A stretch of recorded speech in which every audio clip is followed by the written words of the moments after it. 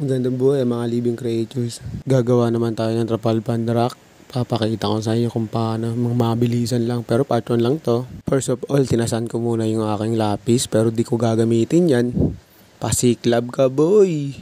Guhit-guhitan mo na. Then bilisan mo sa pagguhit syempre. Yan katulad yan ang bilis oh. O, diba? Next nyan, gagamit tayo ng grinder para sa pagputol ng bakal. Katulad nyan oh. First of all, dapat marunong kayo gumamit ng grinder katulad niya, no? Pang veterano lang yung mga galawan na ganyan. Oh, di ba? Ang bilis magputol. Tingnan mo. Kitang-kita niyo kung paano magputol ng mabilisan. Siyempre, nakakat yung video kaya mabilis yan. Tapos putulin, siyempre, welding na natin yan. Ayan, prepare ko na pala yung welding machine. Tapos, pinorm ko ng pa-square. Ayan na. Winelding for both sides. Ang bilis naman nun. Ganun pala yun. Tapos yung second layer, winelding na rin. Ayan no, 4 na side. Babalik rin natin yan. Tapos welding natin yung 4 na side na yan. Sa mga nanonood dyan, huwag nyo i-criticize yung pag-welding ko. Kasi sa YouTube ko lang pinanonood dyan eh.